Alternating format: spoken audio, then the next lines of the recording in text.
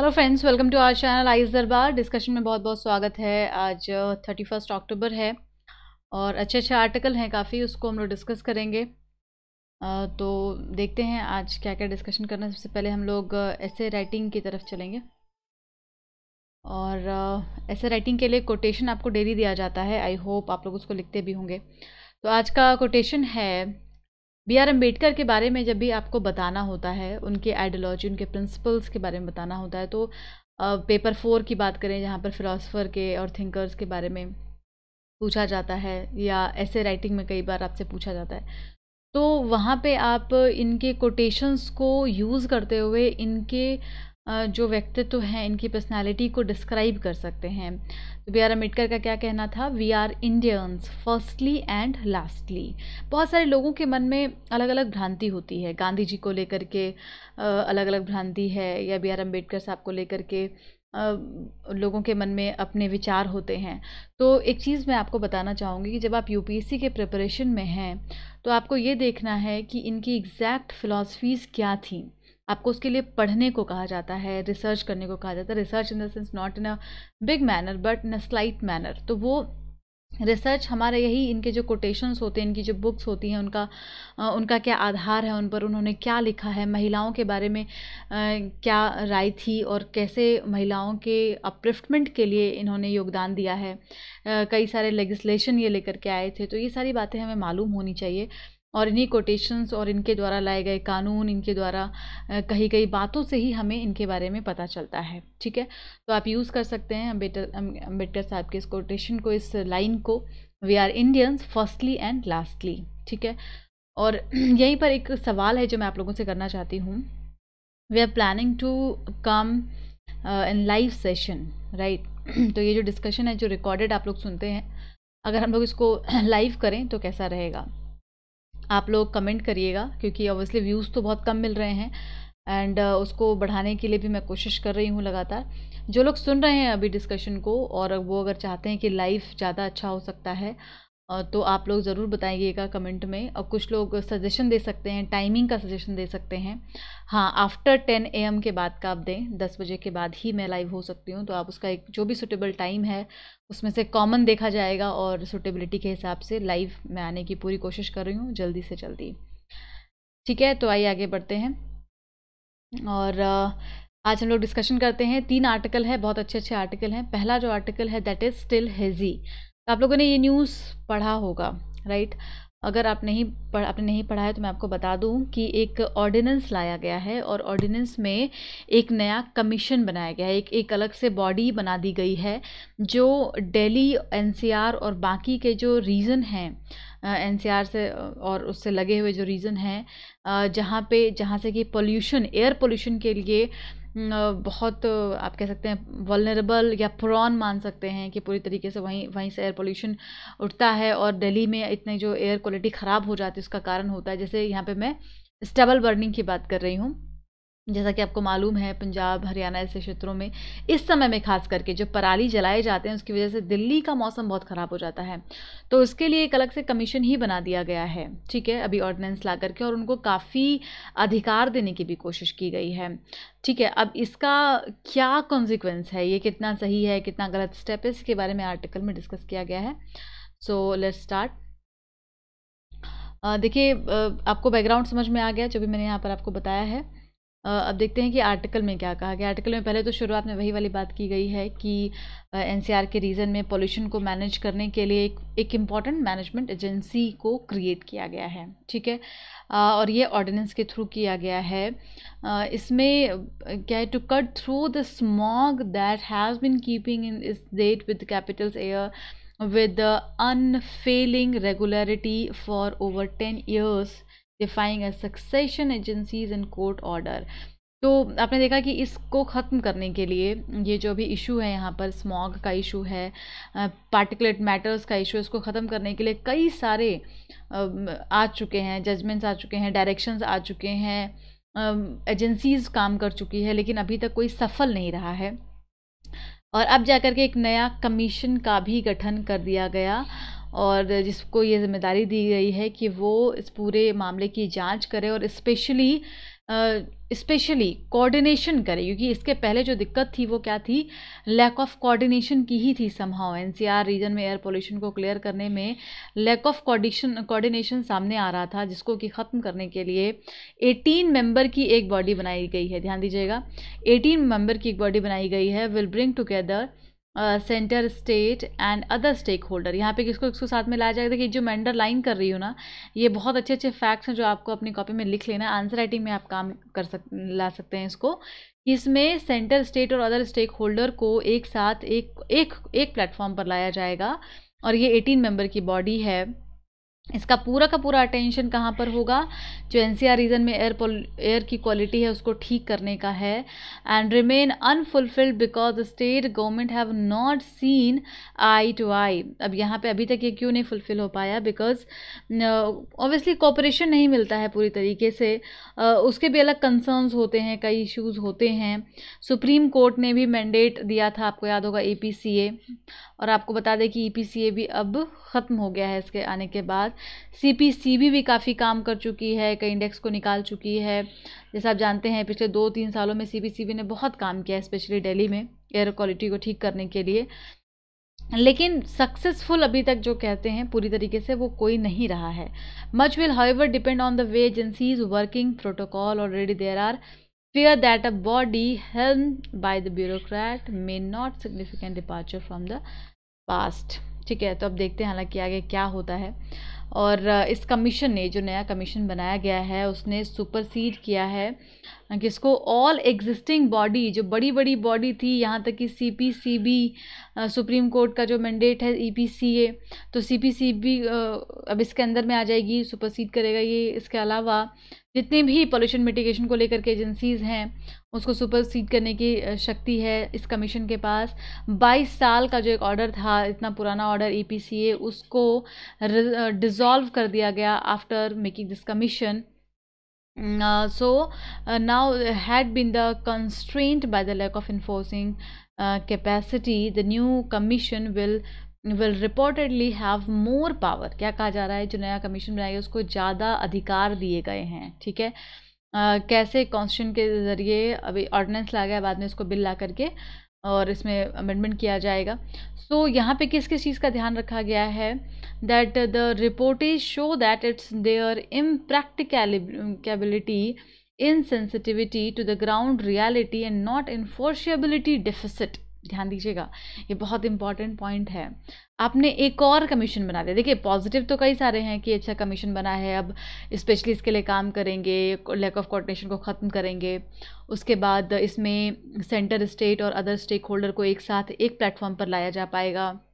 इसके बाद इसमें आपको मालूम होगा 5 साल और 1 करोड़ रुपए तक का फ़ाइन दे दिया गया। तो इन सभी चीज़ों को यूज़ करके और एक सही स्टेप लिया जा सकता है। लेकिन इसी में एक जो क्रिटिकल पॉइंट, आपको क्रिटिक पॉइंट नज़र आ रहा है, नेगेटिव पॉइंट, वो क्या है कि हमने एजेंसीज़ को जो ऑलरेडी एग्जिस्ट करती थी उसको सुपरसीड करना सही समझा, जो रेगुलेशंस, जो ऑर्डर्स थे उसको डिज़ोल्व करना सही समझा, लेकिन हमने उसके प्रॉपर इन्फोर्सेबिलिटी पे काम नहीं किया कि हाँ, ये जो ऑलरेडी एग्जिस्ट करती हैं बॉडीज़, उनको ही हम और एफिशिएंट बनाएं, उनका ही और अच्छे से प्रैक्टिस करें, उनके अंदर ही कोऑर्डिनेशन लेकर के आएँ।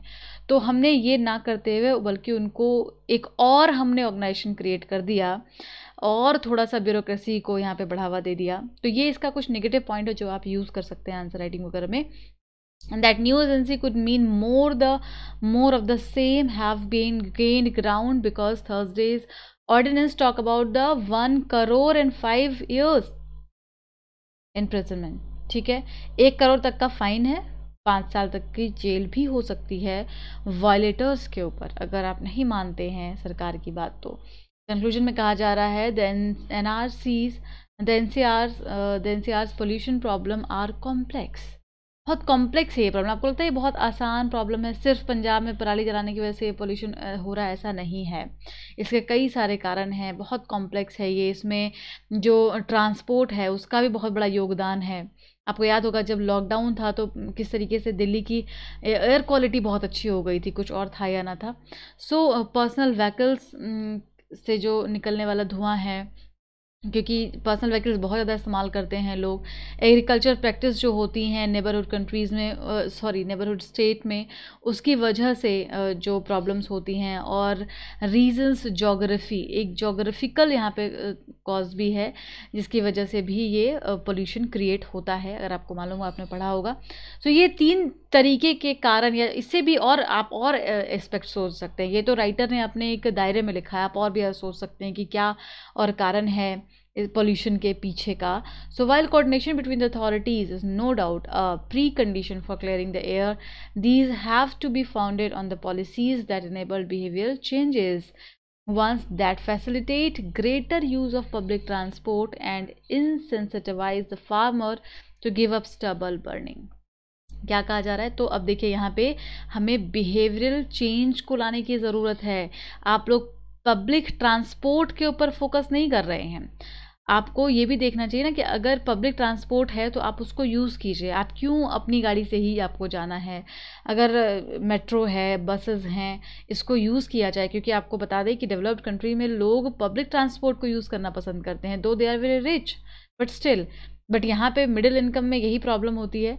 तो इस चीज़ को भी एक बार बढ़ावा देना चाहिए.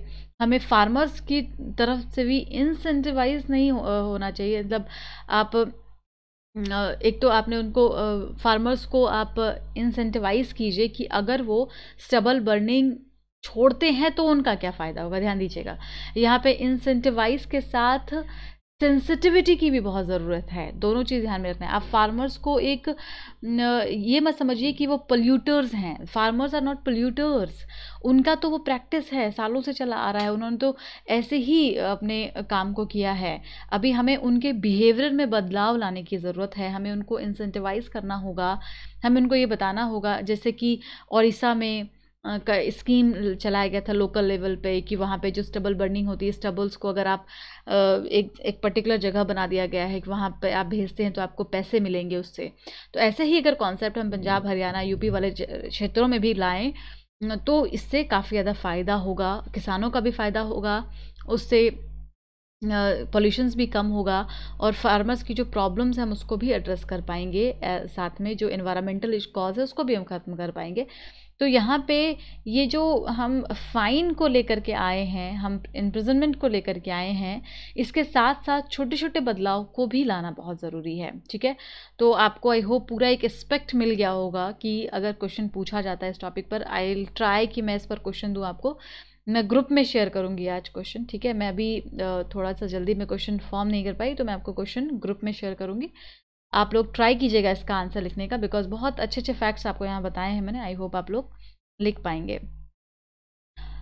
तो अगला देखते हैं आर्टिकल, जीएस पेपर 2 से एसोसिएट करेंगे, शेपिंग द फ्यूचर. देखिए ये जो आर्टिकल है ये बहुत इंपॉर्टेंट है. क्यों?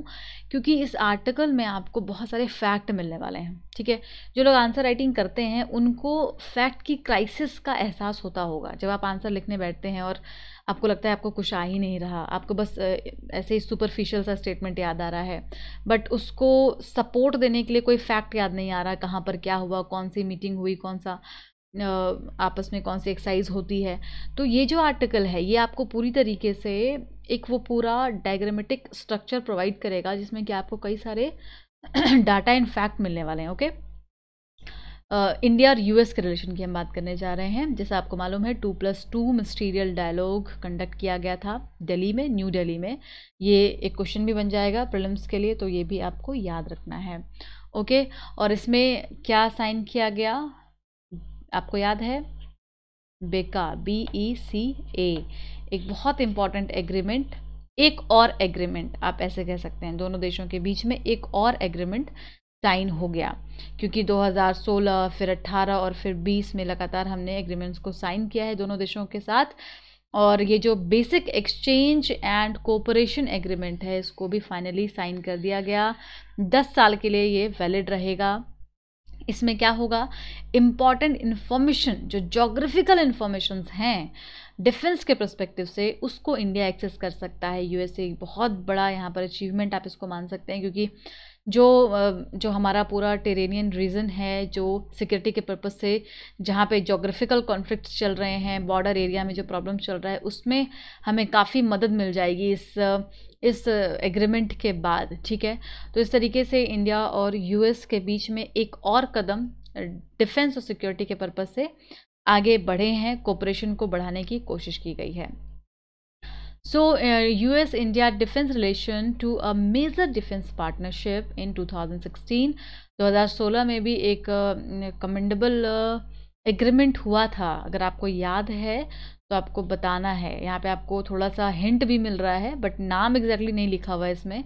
तो आप लोग जो भी सुन रहे हैं मेरी बात, जो भी इस आर्टिकल को सुन रहे हैं, वो आंसर ज़रूर करेंगे आज कमेंट में कि वो 2016 में जो इंडिया यूएस के बीच में एग्रीमेंट हुआ था, बहुत ही बड़ा और अच्छा एग्रीमेंट था, वो क्या है, उसका नाम आपको बताना है। ठीक है, सो यहाँ पे कई सारे एग्रीमेंट्स हुए, जिसमें कि म्यूचुअल लॉजिस्टिक्स सपोर्ट को बढ़ाना, कम्युनिकेशन को सिक्योर करना, ये सारी चीज़ें हैं। फिर मेरे टाइम डोमेन में भी एक साथ आकर के कोऑपरेशन को शेयर कर रहे हैं, कोलैबोरेशन कर रहे हैं एक दूसरे देश के साथ, इंडिया एंड यूएस। और टाइगर ट्रम्प जो ट्राई सर्विक एक्सरसाइज है, उसको भी कंप्लीट किया, ऐसा लास्ट नंबर का ही जिक्र कर रहे हैं। सो इसमें ये बता रहे हैं राइटर जो हैं, वो इंडिया के बारे में बता रहे हैं कि इंडिया में क्या क्या स्टेप्स लिए गए हैं अपने रिलेशन को स्ट्रॉन्ग करने के लिए यूएस के साथ, as well as Indo Pacific region में जो बाकी देश हैं उनको, या यूरोपियन कंट्रीज़ जो हैं उनके साथ इंडिया कैसे क्लोज आया है इन दिनों, उसका ये जिक्र कर रहे हैं। और इसी में बताते हैं कि जो कॉम्प्रिहेंसिव ग्लोबल स्ट्रेटेजिक पार्टनरशिप है दोनों देशों के बीच में, एक जो ये बायलैटरल रिलेशनशिप है, उसको हाईलाइट कर रहा है। Now the upward trajectory should not come as a surprise. अब आगे जो भी और डेवलपमेंट्स होते हैं वो एक सरप्राइज की तरह नहीं होना चाहिए। As the world's oldest and largest democracy, बड़ी इन्होंने अच्छी अच्छी तारीफ की है, तो आपको काफ़ी सारे वर्ड यहाँ से मिलेंगे। इंडिया को इन्होंने क्या कहा है, ऑब्वियसली इंडिया इज़, आपको पता होना चाहिए, the oldest and largest democracy.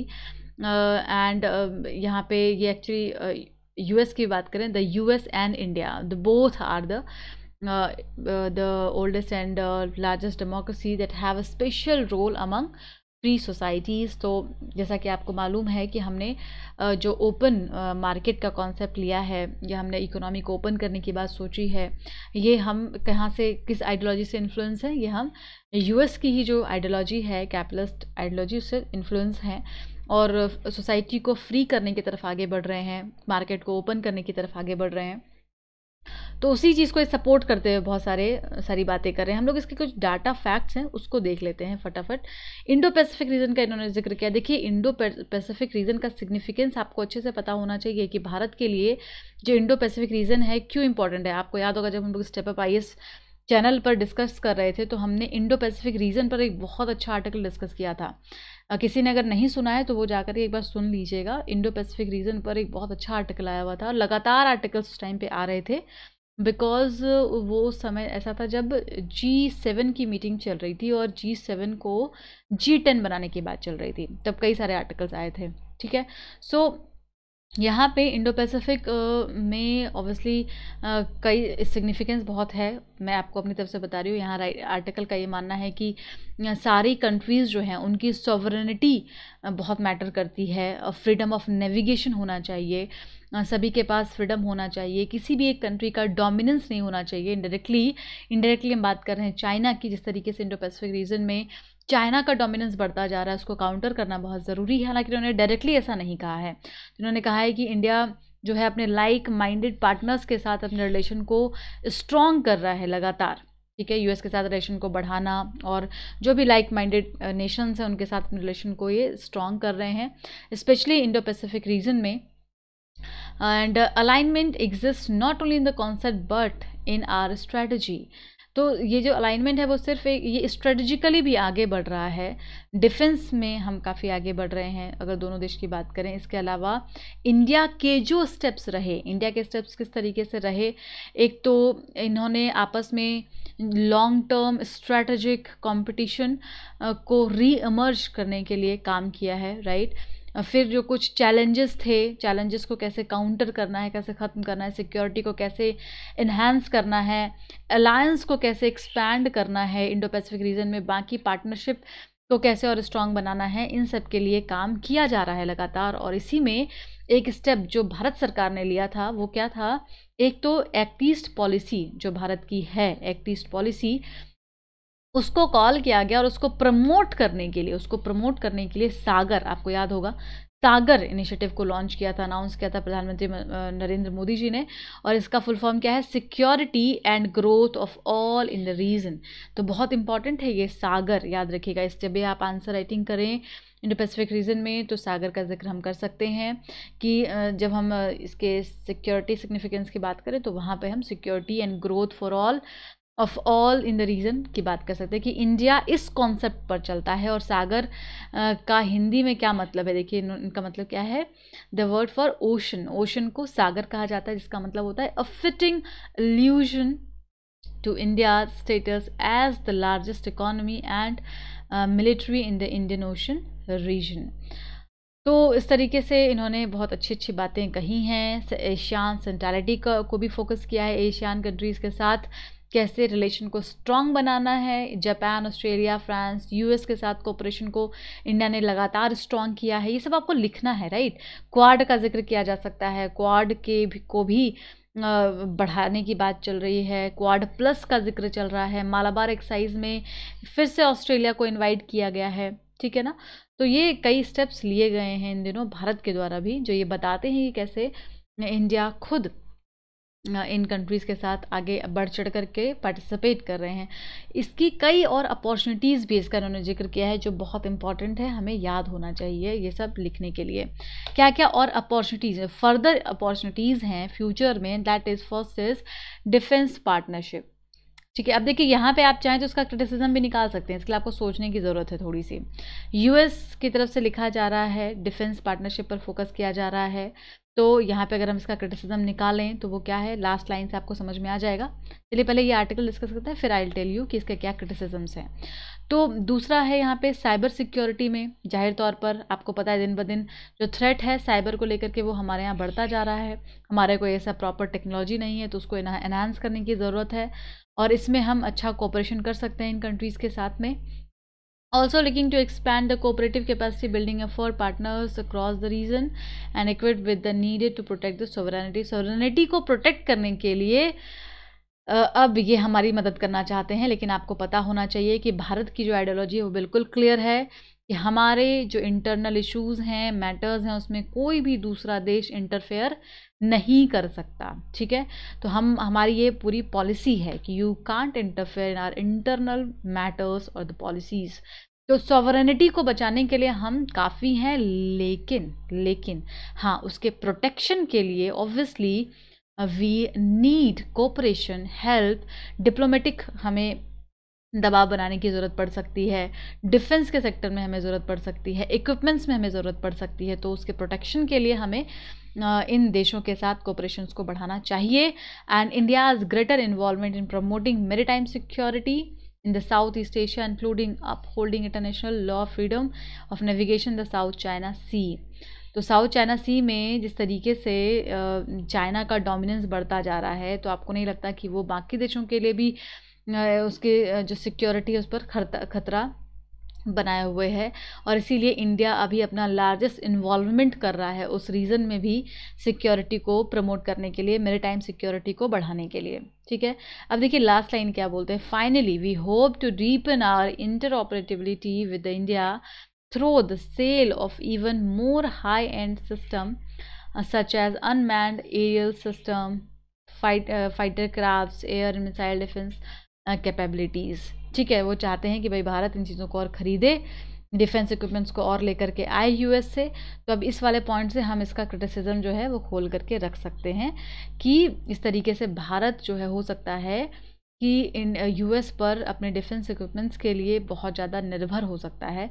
लेकिन भारत का क्या कॉन्सेप्ट है, भारत ने अभी आत्मनिर्भर भारत का अनाउंसमेंट किया है। इंडिया को सेल्फ रिलायंस, सेल्फ डिपेंडेंट होना होगा, ना सिर्फ इकोनॉमी के पर्सपेक्टिव से बल्कि डिफेंस के पर्सपेक्टिव से भी।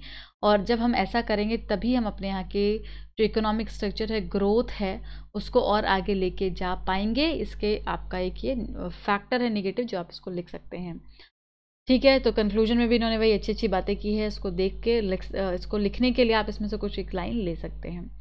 अगला देखते हैं article, demography dares and hours, GS paper 3 internal security. देखिए आर्टिकल मैं डिस्कस कर देती हूँ आपके साथ। इसमें बहुत सारे फैक्ट नहीं है जिसको आप यूज़ कर पाएंगे। ठीक है, तो हालांकि इसमें देख लेते हैं क्या क्या है। अगर कुछ एक्स्ट्रा लगे तो उसको, कुछ डाटा फैक्ट गिवन है वो आपके काम आ जाएगा शायद। तो आइए देखते हैं इसको। देखिए राइटर जो है वो दो आर्टिकल को यहाँ पे क्रिटिसाइज कर रहे हैं, शॉर्ट ऑफ मतलब उसके ऑपोजिट में कुछ पॉइंट्स को रख रहे हैं। एक तो 29 अक्टूबर को हमने डिस्कस किया था JNK रियलिटी, और इसके अलावा 6 अगस्त को इसी साल में एक आर्टिकल आया था, तो उसको टारगेट करते हुए इन्होंने आंसर को लिखा है, मतलब आर्टिकल को लिखा है। पहला ये जो डेमोग्राफिक कंसर्न का जिक्र करते हैं कि ये जो आर्टिकल में कहा गया, जो प्रीवियस आर्टिकल्स डिस्कस किए गए थे वहाँ पर जो डेमोग्राफिक कंसर्न को दिखाया गया, तो वो डेमोग्राफिक कंसर्न कैसा है, किसके लिए एग्जैक्टली किसके लिए है। ठीक है, तो डेमोग्राफिक कंसर्न को क्या बताया जा रहा है। देखिए आपको पता है कि अभी हाल ही में जो बदलाव हुआ है जम्मू कश्मीर के रूल्स में कि वहाँ पर कोई भी आउटसाइडर जाके रह सकते हैं, ज़मीन खरीद सकते हैं, तो इससे एक मुद्दा उठ रहा है ना कि वहाँ की जो डेमोग्राफी है उसमें बदलाव आ सकता है, कल्चर मिक्सअप हो सकता है, और वहाँ के इस वजह से वहाँ के जो लोकल कम्युनिटी हैं, लोकल पीपल हैं, उनको प्रॉब्लम हो रही है कि यहाँ पे जो लैंड राइट्स हैं वो आउटसाइडर्स को ना दिए जाएं। ठीक है, इससे हमारा डेमोग्राफी चेंज हो सकता है, डेमोग्राफिक कंसर्न है ये एक। ठीक है, अब राइटर का मानना है कि डेमोग्राफिक कंसर्न क्या सिर्फ कश्मीर के लिए है, बल्कि ये कहते हैं कि ये डेमोग्राफिक कंसर्न कश्मीर के लिए तो है ही नहीं, बल्कि ये कंसर्न तो जम्मू के लिए देखा जाए तो। और उसके लिए उन्होंने कई सारे फैक्ट्स भी दिए हैं। इनका मानना है ये एक्चुअली इन्होंने बहुत ज़्यादा रेडिकल होकर के लिख दिया है, तो उसको फिर हम यूज़ नहीं कर पाएंगे। हाँ, कुछ फैक्ट है जिसको आप यूज़ कर सकते हैं। इन्होंने प्रॉपर डाटा दिया है, कितने मुस्लिम हैं, कितने हिंदू हैं वहाँ पर, कश्मीर में कितने हैं, बढ़े कितने हैं इन दिनों, घटे कितने हैं, सब डाटा इन्होंने दिया है।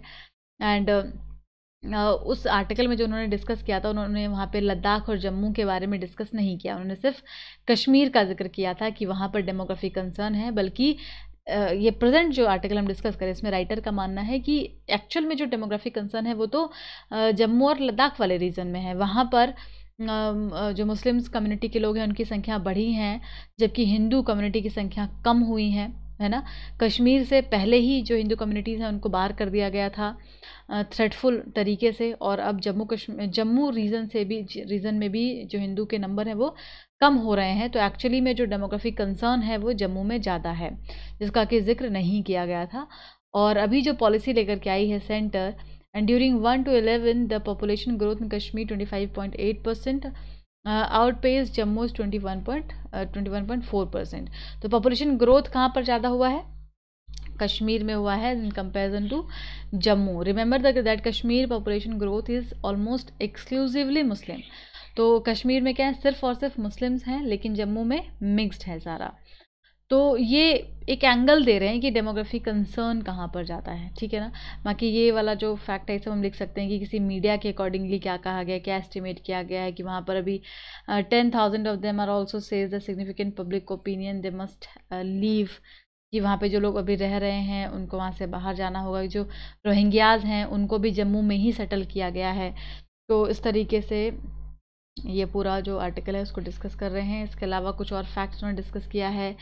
रिलीजियस मैटर पर इन्होंने डिस्कस किया है कि डेमोग्राफी में जो कंसर्न है वो किस तरीके का है। 96% कश्मीर में मुस्लिम्स हैं, and change their people of religion that does not even proselytics, and can 79.8% Hindu India have not legitimate demographic concern।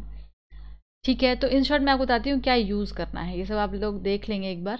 देखिए इसमें जो लास्ट लाइन है वो थोड़ी ठीक ठाक है, इसको आप यूज़ कर सकते हैं। यहाँ पे क्या कहा गया है, डेमोग्राफिक अग्रेशन का ये जिक्र कर रहे हैं। अगर इस तरीके से क्वेश्चन आ जाता है, मान लीजिए आंसर राइटिंग में ही आ जाता है, क्योंकि डेमोग्राफी एक बहुत इंपॉर्टेंट अभी कॉन्सेप्ट है, तो उसको हम लिख सकते हैं। तो यहाँ पे ये पाकिस्तान और बांग्लादेश का जिक्र कर रहे हैं। Since we all accept that fall out of demographic realities can be disastrous, and what is so wrong about making India a safe haven for demographically threatened minorities from Pakistan and Bangladesh? It is good that the respectable publications want to discuss demography and accept that they can be predictors of changing power equations, but one does wonder why there is so much concern only for one region, demography in the secular democracy. तो ये क्या कहना है इनका कि हम सिर्फ एक रीज़न के लिए क्यों इतने कंसर्न हो रहे भाई कि जम्मू एंड कश्मीर का डेमोग्राफी भी वहाँ पर बदल जाएगा, हम क्यों नहीं ऑल ओवर इंडिया की बात करते हैं। जब ये एक सेक्युलर डेमोक्रेसी है तो हम क्यों एक पर्टिकुलर रिलीजन या पर्टिकुलर रीजन की बात करेंगे, why not all over India. जो इंडिया का कॉन्सेप्ट है उसको सेक्युलर डेमोक्रेसी का हम क्यों नहीं उसको अडॉप्ट करते हैं। यहाँ पे इनका कहना है कि एक हेल्दी लेजिस्लेशन की ज़रूरत है जिसमें कि जो एंटी कन्वर्जन वगैरह होता है, मतलब जो कन्वर्जन होता है उसके लिए एक प्रॉपर एक लॉ उसको रोकने के लिए लाया जा सके। तो anti conversion law and rules होने चाहिए भारत में, और ओवरऑल इंडिया की तरह सोचना चाहिए। किसी एक पर्टिकुलर रीजन पर ही सिर्फ किसी चीज़ का प्रभाव नहीं होता है, बाकी जगह पर भी होता है। तो इस तरीके से सोचने की ज़रूरत है। आज के लिए इतना ही। Thank you so much. कल नहीं परसों डिस्कस करते हैं मंडे को। तब तक आप लोग ज़रूर बताइएगा लाइव के लिए क्या टाइमिंग होना चाहिए, क्या होना चाहिए, और जो क्वेश्चन पूछा गया है उसका आंसर आपको ज़रूर करना है। Thank you so much. Keep starring.